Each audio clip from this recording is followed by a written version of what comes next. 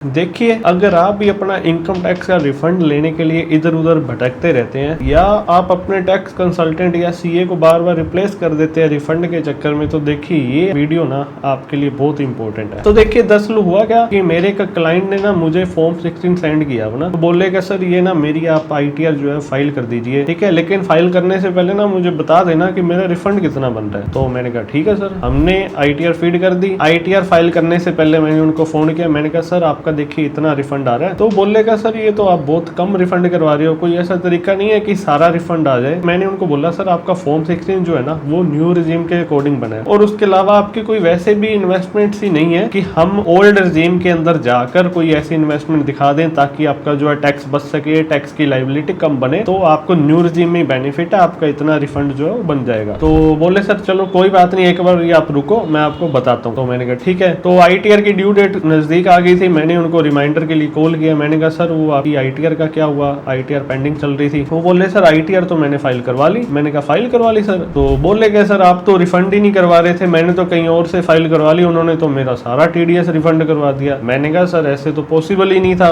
कोई तरीका ही नहीं था कि आपका सारा टीडीएस जो है रिफंड आ जाए। तो देखिए मुझे ना डाउट हुआ, कुछ गड़बड़ लगी। तो मैंने उनको बोला, मैंने कहा सर आप ना अपना जो आईटीआर का फॉर्म है ना वो शेयर कीजिए मेरे साथ, मैं चेक करता हूँ। तो मैंने उनका आईटीआर का फॉर्म ओपन किया। तो आईटीआर का फॉर्म देखने के बाद ना मुझे जो डाउट था वही हुआ, जिस बात का डर था वही चीज हुई। तो देखिए उसमें एक तो काफी सारी एग्जम्पशंस दिखा रखी थी एम्प्लॉयर की अंडर सेक्शन 10 के अंदर जो एग्जाम्प्ट थी। चलो कोई बात नहीं। उसके बाद थोड़ा और आगे बढ़े। मैंने कहा सर आपने होम लोन ले रखा था, आपने मुझे तो बताया ही नहीं। कहते नहीं सर मैंने कौन सा होम लोन लिया हुआ है, मैंने तो कोई होम लोन नहीं ले रखा। मैंने कहा सर आपने लिया हुआ है, आप इनकम टैक्स डिपार्टमेंट को तो यही बता रहे हो कि आपने होम लोन ले रखा है, इतना इंटरेस्ट भी पे किया और इतना तो अभी बकाया भी पड़ा है। कहते नहीं सर ऐसा तो कुछ है ही नहीं। मैंने कहा है सर। तो और आगे बढ़े, फॉर्म और चेक किया। मैंने कहा सर आपने तो लाइफ इंश्योरेंस की पॉलिसीज भी करा रखी थी, आपने मेरे को बताया ही नहीं। कहते नहीं सर मैंने तो कोई पॉलिसीज नहीं ले रखी। मैंने कहा सर ली हुई है आपने, हेल्थ इंश्योरेंस भी ले रखा है आपने। कहते नहीं सर मैंने तो कुछ नहीं लिया हुआ। मैंने कहा सर आईटीआर में तो आप यही बता रहे हो कि आपने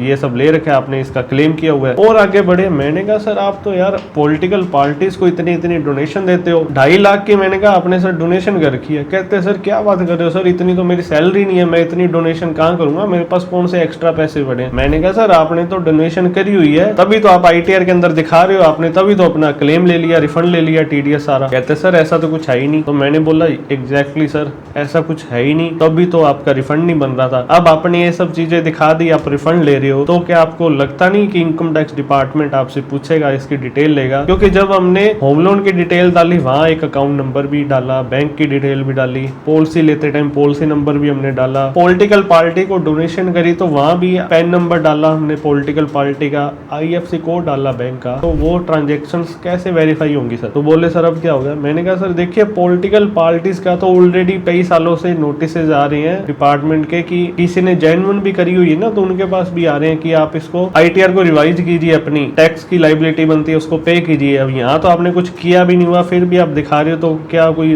दिक्कत नहीं होगी क्या आपको? मैंने उनसे पूछा। फिर वो मेरे को पूछने लगे सर अब क्या करें? मैंने कहा सर देखो अब कुछ नहीं होगा, अब ज्यादा से ज्यादा सर कुछ नहीं होगा, ज्यादा से ज्यादा आपने जितना टैक्स बचाया है ना उसका डबल टैक्स ले लेगा आपसे इनकम टैक्स डिपार्टमेंट, और उस पर इंटरेस्ट ले लेगा, कोई पेनल्टी लगानी होगी पेनल्टी ले लेगा, ज्यादा से ज्यादा कोई 6 महीने साल की कोई जेल होनी होगी तो हो जाएगी, इससे ज्यादा कुछ नहीं होगा। वो घबरा गए, क्या सर अब क्या करें? तो मैंने उनको बोला सर कोई बात नहीं, अभी भी हमारे पास आईटीआर रिवाइज करने का टाइम है, आप अपनी आईटीआर को रिवाइज कीजिए। आपने जो रिफंड ले लिया आपके अकाउंट में क्रेडिट हो भी चुका है ना, तो इसका मतलब ये नहीं है कोई दिक्कत नहीं होगी, रिफंड क्रेडिट हो भी गया तो आप उसे पे कर दीजिए। तो अगर रिफंड नहीं भी आया तो भी हम आईटीआर रिवाइज करेंगे, वो एडजस्ट हो जाएगा। अगर आपके पास रिफंड आ गया तो आईटीआर रिवाइज करके आपने जो रिफंड लिया है ना एक्स्ट्रा उसे आप पे करवा दीजिए, तो दिक्कत नहीं होगी कोई। तो देखिए आप भी ना ध्यान दीजिएगा, हमारा जो एम्प्लॉयर है ना, तो एम्प्लॉयर हमसे ना साल के बीच में डिक्लेरेशन लेता है कि आपकी कोई इन्वेस्टमेंट्स हैं तो आप उसे शेयर कर दीजिए हमारे साथ। उसके बाद ही आपका जो है वो असेसमेंट रेडी करते हैं कि ओल्ड रिजीम में न्यू रिजीम में किस में आपको ज्यादा बेनिफिट होगा, किस में आपकी टैक्स की लायबिलिटी कम बनेगी, उसी अकॉर्डिंग आपका देखिए फॉर्म 16 जो है रेडी हो जाता है। तो देखिए उस टाइम हम कोई भी इन्वेस्टमेंट की डिक्लेरेशन नहीं करते, फॉर्म हमारा न्यू रिजीम के अंदर रेडी हो जाता है। जब हम आईटीआर फाइल करनी होती है ओल्ड रिजीम में जाते हैं और इतनी सारी डिडक्शंस दिखा देते हैं, तो क्या इनकम टैक्स डिपार्टमेंट हमसे सवाल नहीं करेगा? वो चेक तो करेगा ना भी ये जेन्युइन है या नहीं है। अगर देखिए जेन्युइन है, आप बाई चांस गलती से डिटेल्स देनी भूल गए, जेन्युइन थे आपके एक्सपेंसेस या जो भी